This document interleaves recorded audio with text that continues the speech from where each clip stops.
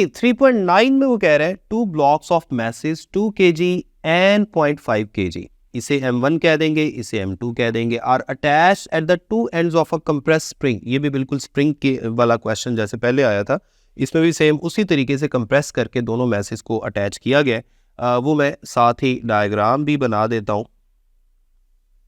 फर्ज कर लें ये एक स्प्रिंग है जिसके साथ हमने दो मैसेज को दोनों तरफ अटैच किया हुआ है। एक ये मैस है M1 और एक ये मैस है M2।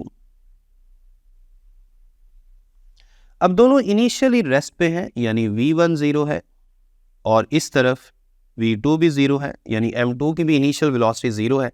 लेकिन इस वक्त चूंकि स्प्रिंग को हमने कंप्रेस करके रखा हुआ है, तो इस वक्त इलास्टिक पोटेंशियल एनर्जी जो इस स्प्रिंग के अंदर स्टोर्ड है वो उसने बताई है 10 जूल्स है।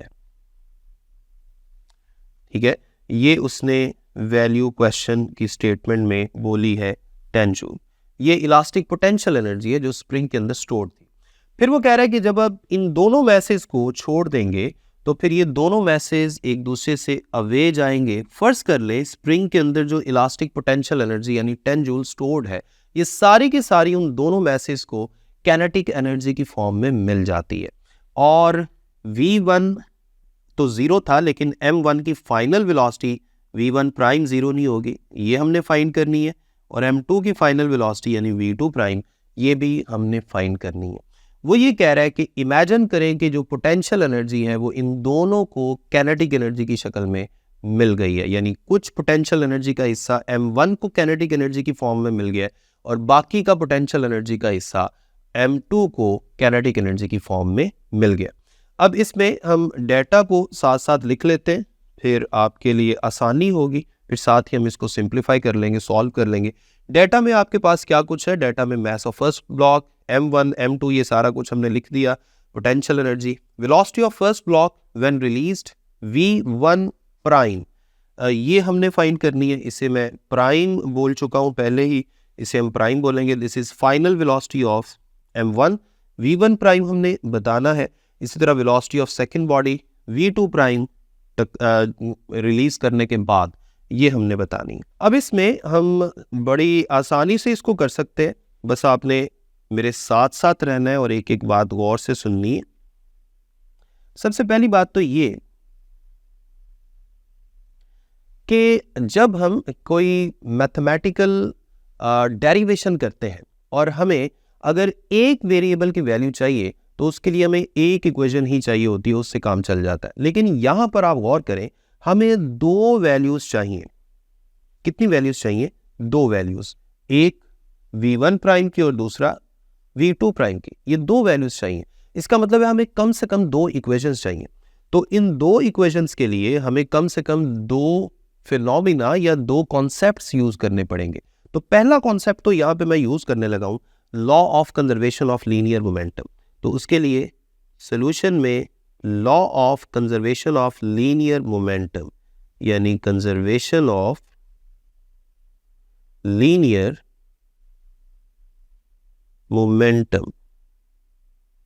ये हम यूज करने लगे, जिसमें हम जानते हैं total initial momentum is equal to total final momentum. और लेफ्ट हैंड साइड पे हम लिख सकते हैं M1 V1 plus M2 V2 और राइट हैंड साइड पे M1 V1 prime plus M2 V2 prime. अब यहां पे देखें, लेफ्ट हैंड साइड पर V1 और V2 की जगह तो 0 आ जाएगा, V1 की जगह भी 0 आ गया और V2 की जगह भी 0। और राइट हैंड साइड पे M1 की जगह आप M1 की वैल्यू पुट करें 2 kg और M2 की वैल्यू जो गिवन है 0.5 kg, ये पुट कर सकते हैं। तो इस तरीके से आपके पास यही इक्वेशन थोड़ी सी सिंप्लीफाई हो जाएगी। लेफ्ट हैंड साइड पे 0 आ गया और राइट हैंड साइड पे 2V1 prime plus 0.5 V2 prime आ जाएगा। अब आप इस इक्वेशन को अगर 2 से मल्टीप्लाई कर लें, दोनों तरफ आप इसे 2 से मल्टीप्लाई कर लें, अभी मैं आपको बताता हूँ कि इसको हमने दोनों तरफ 2 से मल्टीप्लाई क्यों किया। एक बात तो ये कि जो काम एक तरफ करते हैं वही दूसरी तरफ करें तो मिस्टेक नहीं होती। लेफ्ट हैंड साइड पे 2 जब 0 से मल्टीप्लाई होगा तो 0 ही रहेगा। राइट हैंड साइड पे 2 से इसलिए मल्टीप्लाई किया है, आप गौर करें, 2 इंटू 2 4v1 प्राइम हो गया, और 0.5 जब 2 से मल्टीप्लाई हो तो 1 होता है। इसका मतलब है यहाँ पे 1v2 प्राइम रह जाएगा। तो 0.5 को 1 करने के लिए मुझे यहाँ 2 से मल्टीप्लाई करना पड़ा, क्योंकि पॉइंट वाली वैल्यूज को डील करना थोड़ा मुश्किल लगता है और होल वैल्यूज, जो होल नंबर वाली वैल्यूज उनको डील करना आसान लगता है। यहाँ से 4v1 प्राइम वाली टर्म को दूसरी तरफ ले आए तो v2 प्राइम का एक फॉर्मूला बन जाएगा -4v1 प्राइम। इसे मैं थोड़ी देर के लिए इक्वेशन नंबर 1 कह देता हूँ, इसका आगे चल के हमें इस्तेमाल करना पड़ेगा। तो अब मैं law of conservation of energy को इस्तेमाल करने लगा। Law of conservation of energy क्या कहती है? जो क्वेश्चन की स्टेटमेंट में उसने बोला कि जो पोटेंशियल एनर्जी स्प्रिंग के अंदर स्टोर्ड है, वही पोटेंशियल एनर्जी उन दोनों बॉडीज को मूव करवाने के लिए काइनेटिक एनर्जी की फॉर्म में कन्वर्ट हुई है। तो फर्ज कर ले सारी की सारी पोटेंशियल एनर्जी कन्वर्ट हुई है। हम कहेंगे पोटेंशियल एनर्जी या elastic potential energy is equal to final kinetic energy of m1 plus final kinetic energy of m2। चूंकि फाइनल है इसलिए प्राइम लगा रहा हूं, m1 के लिए m1 लिख दिया और m2 के लिए m2 लिख दिया। अब लेफ्ट हैंड साइड पर पोटेंशियल एनर्जी की जगह तो 10 जूल्स आ जाएगा, जो क्वेश्चन में उसने बोला था। m1 की फाइनल काइनेटिक एनर्जी में आ जाएगा हाफ m1 v1 प्राइम का स्क्वायर, और इसी तरह m2 की फाइनल काइनेटिक एनर्जी में आ जाएगा हाफ m2 v2 प्राइम का स्क्वायर। अब यहां पर आपने एक काम करना है, m1 और m2 की वैल्यूज पुट कर दें। देखें यहां पे m1 कितना है 2 और m2 कितना है, वो है 0.5। इनकी वैल्यूज अगर मैं पुट करूं तो गौर करें, लेफ्ट हैंड साइड पे तो फर्ज कर ले 10 ही है, 1/2 मल्टीप्लाइड बाय m1 की जगह 2 लिख दिया, v1 प्राइम का स्क्वायर प्लस, अब यहां पे 0.5 डिवाइडेड बाय 2 v2 प्राइम का स्क्वायर। अब आप देखें, एक तो ये वाला 2 इस 2 से कैंसिल हो गया। इसके अलावा v2 प्राइम की वैल्यू यहां पे पुट कर दें इक्वेशन नंबर 1 को यूज करके। अब आप देखें लेफ्ट हैंड साइड पे 10 चलता आ रहा है, ये v1 प्राइम का स्क्वायर। अब यहां पर 0.5 और डिवाइड हो रहा है 2, और v2 प्राइम की मैं वैल्यू पुट करने लगा हूं। v2 प्राइम किसके इक्वल है? इक्वेशन नंबर 1 में देखें v2 प्राइम किसके इक्वल है? -4 v1 प्राइम। तो इस सारे का हमने यहां पे स्क्वायर कर दिया क्योंकि v2 प्राइम का स्क्वायर था। अब आप इसको सिंप्लीफाई करते जाएं तो लेफ्ट हैंड साइड पे तो 10 ही है, राइट हैंड साइड पे v1 प्राइम का स्क्वायर प्लस 0.5 डिवाइडेड बाय 2, -4 का स्क्वायर क्या होता है? 16, और नेगेटिव नेगेटिव पॉजिटिव हो जाएगा, नेगेटिव का स्क्वायर पॉजिटिव होता है। इसी तरह v1 प्राइम का स्क्वायर भी ऐसे आ गया। अब आप देखें 16 को जब आप 2 से कैंसिल करते हैं तो ऊपर आ जाता है 8 को 0.5 से जब आप मल्टीप्लाई करेंगे तो ये बनेगा 4। तो इस तरीके से आपके पास v1 प्राइम का स्क्वायर प्लस 4v1 प्राइम का स्क्वायर आ जाएगा, और लेफ्ट हैंड साइड पे 10। अब आप देखें 10 is equal to v1 prime का स्क्वायर 1 और 4v1 प्राइम का स्क्वायर, इन दोनों को ऐड करें तो ये बनेगा 5v1 प्राइम का स्क्वायर। और ये 5 लेफ्ट हैंड साइड वाले 10 से जब कैंसिल करेगा तो लेफ्ट हैंड साइड पे 2 बच जाएगा, 2 पे कैंसिल करेगा ना, और फिर दोनों तरफ जब आप स्क्वायर रूट लेंगे तो आपके पास v1 प्राइम का आंसर आएगा। v1 प्राइम का आंसर स्क्वायर रूट लेने पे 2 का स्क्वायर रूट यानी 1.41, और वेलोसिटी का यूनिट क्या होता है? मीटर पर सेकेंड। तो इस तरीके से एक आंसर तो आपके पास आ गया v1 प्राइम का। अब v2 प्राइम का आंसर निकालने के लिए v1 प्राइम की ये वाली जो वैल्यू है ये आपने पुट करनी है इक्वेशन नंबर 1 में।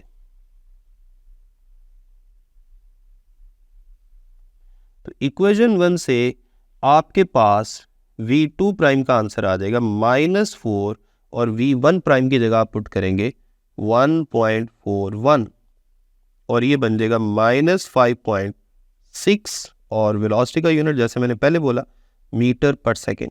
तो v2 प्राइम का आपके पास आंसर आ गया।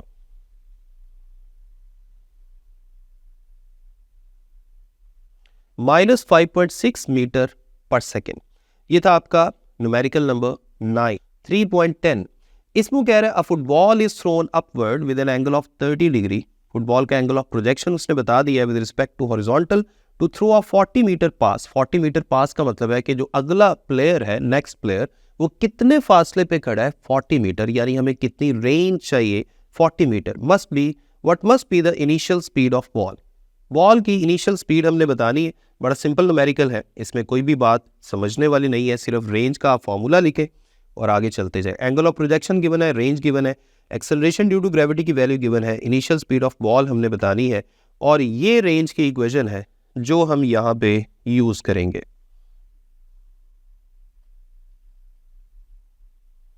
देखें यहां पर मैं g को लेफ्ट हैंड साइड पे मल्टीप्लाई कर देता हूं, तो ये लेफ्ट हैंड साइड पे आके ऊपर r के साथ मल्टीप्लाई हो गया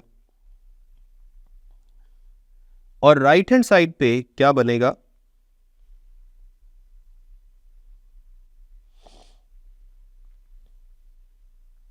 राइट हैंड साइड पे vi square into sine 2 theta आपके पास इस तरह आ गया। अब साइन 2 थीटा यहाँ पे मल्टीप्लाई हो रहा है तो इसको लेफ्ट हैंड साइड पे डिवाइड कर दे, तो vi स्क्वायर का आपके पास फॉर्मूला बनेगा r multiplied by g divided by sine 2 theta. अब दोनों तरफ स्क्वायर रूट ले तो आपके पास vi जो है इसका फॉर्मूला बनेगा स्क्वायर रूट के अंदर rg divided by sine 2 theta. अब आप वैल्यूज पुट कर दें, r की जगह पुट करेंगे 40, g की जगह 9.8 और एंगल की जगह 30 डिग्री।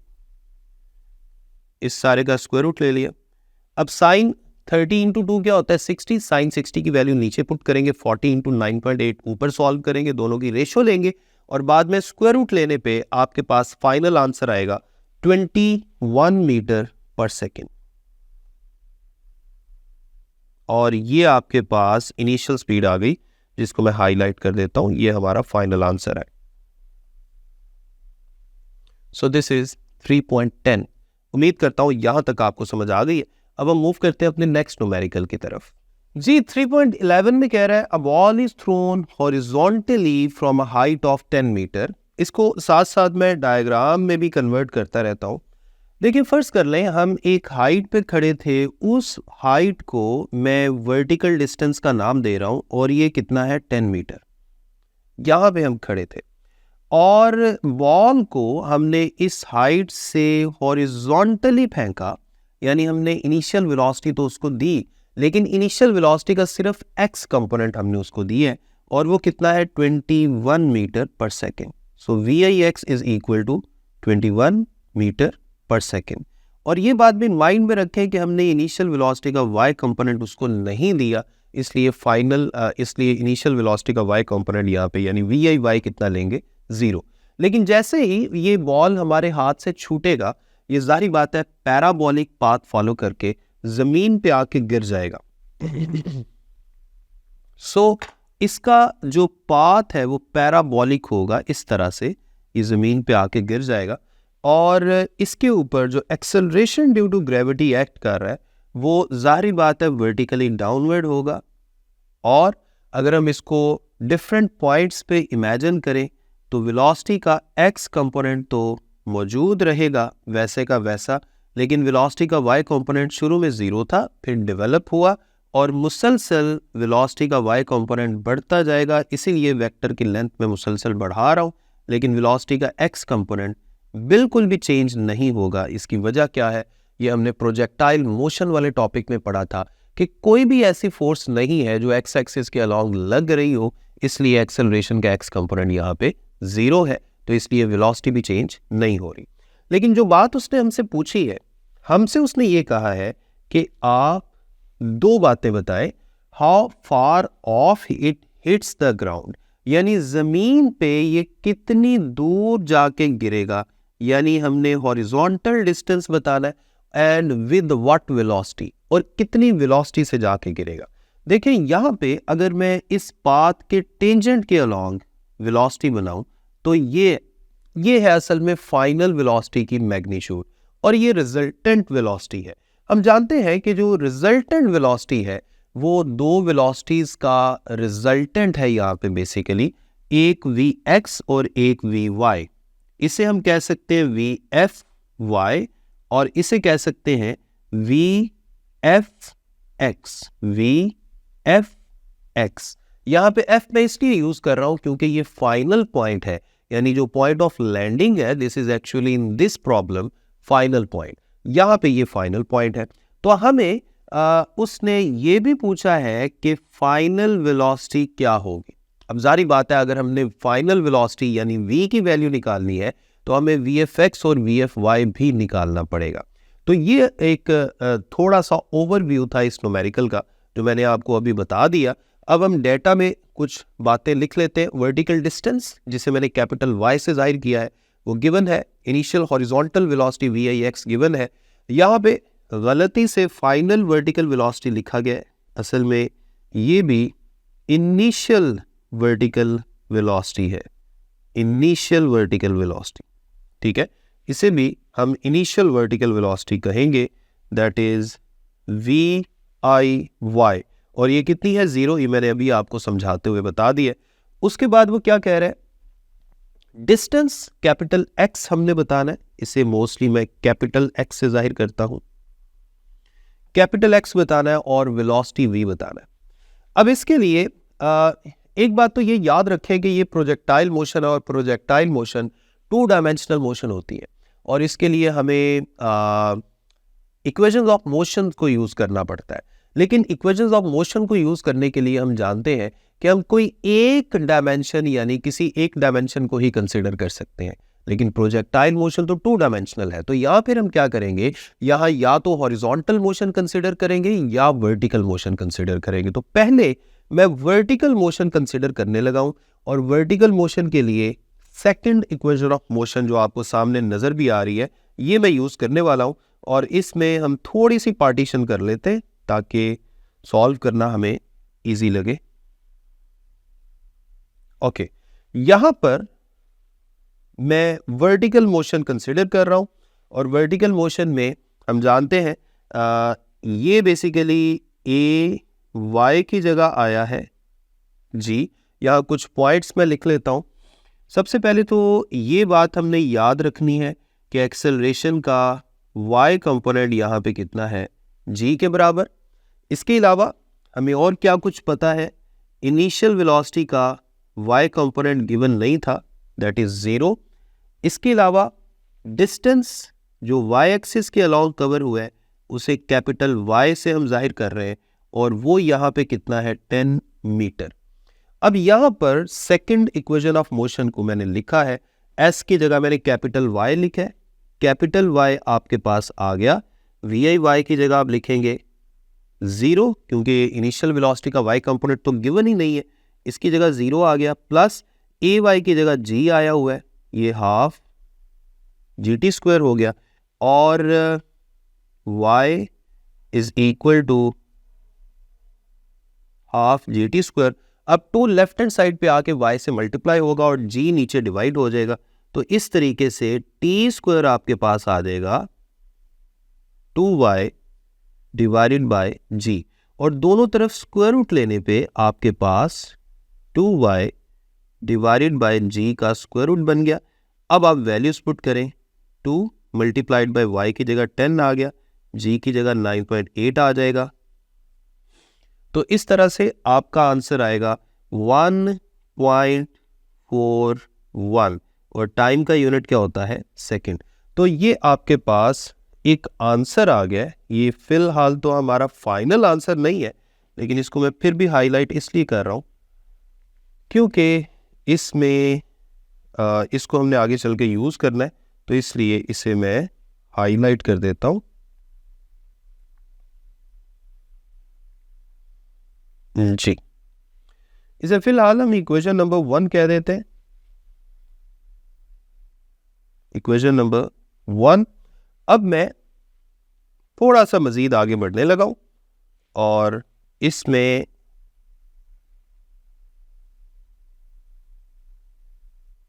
अब मैं दोबारा से first equation of motion use करूंगा फॉर वर्टिकल मोशन। ठीक है, ये तो थी सेकंड इक्वेशन। अब मैं फर्स्ट इक्वेशन यूज करने लगा हूं। फर्स्ट इक्वेशन ऑफ मोशन क्या कहती है? V f is equal to v i plus a t. अब चूंकि वर्टिकल मोशन है तो इसलिए ए के साथ भी वाई कंपोनेंट, वी आई के साथ भी वाई और वी एफ के साथ भी वाई। अब वी आई वाई तो था 0, वी आई वाई की जगह 0, तो आपके पास ए वाई की जगह जी आ गया और जी के साथ टी। जी की जगह 9.8 पुट किया और टाइम की वैल्यू 1.41। तो जब आप 9.8 को 1.41 से मल्टीप्लाई करेंगे, 9.8 को 1.41 से मल्टीप्लाई करेंगे तो आपके पास 13.8 मीटर पर सेकेंड आंसर आ जाएगा। Now this is v f y. अब ये वी एफ वाई की हमें जरूरत कहां पड़ी, ये अभी आगे चल के आपको समझ आएगी। फिलहाल मैं इसको बॉक्स में लिख देता हूं और इसे हम नाम दे देते हैं इक्वेशन नंबर, इसे हम नाम देते हैं इक्वेशन नंबर 2।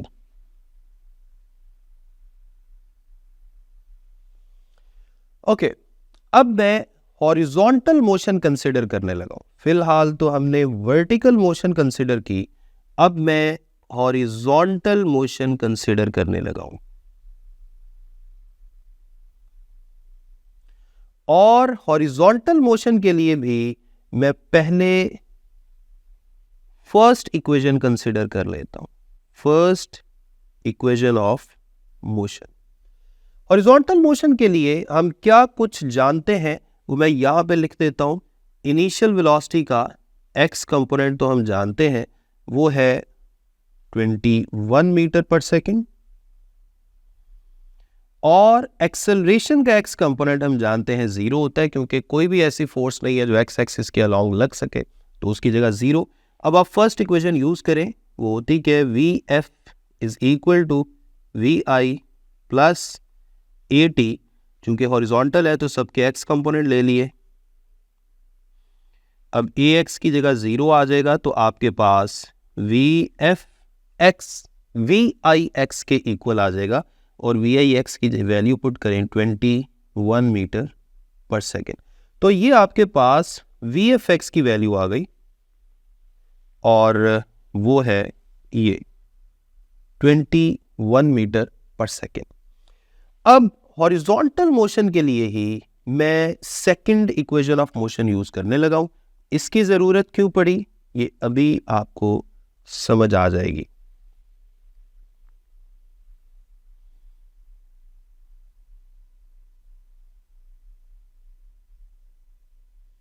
देखिए, सेकंड इक्वेशन ऑफ मोशन कहती है s is equal to v i t plus half a t square.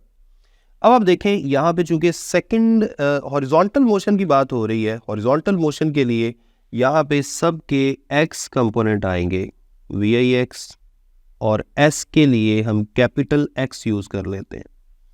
अब आप वैल्यूज पुट करें, वैल्यूज पुट करें। वी आई एक्स की जगह 21 और टाइम की जगह 1.41 और ए एक्स की जगह तो 0 पुट करेंगे, सेकंड टर्म 0 हो जाएगी, तो सेकंड टर्म तो आपके पास आ गई 0। तो जब आप इन दोनों को मल्टीप्लाई करेंगे तो आपके पास हॉरिजॉन्टल डिस्टेंस आ जाएगा 30 मीटर। आपका हॉरिजॉन्टल डिस्टेंस आ गया 30 मीटर। ये है आपका एक answer, one of the two answers. दो आंसर उसने पूछे थे, दोनों में से एक आंसर ये है। इसको मैं एक और कलर के बॉक्स में लिख देता हूं ताकि हम ये समझ सकें कि ये हमारा दो में से एक फाइनल आंसर है। ओके, अब मैं रिजल्टेंट वेलोसिटी का फॉर्मूला लिखने लगा हूं। हम जानते हैं रिजल्टेंट वेलोसिटी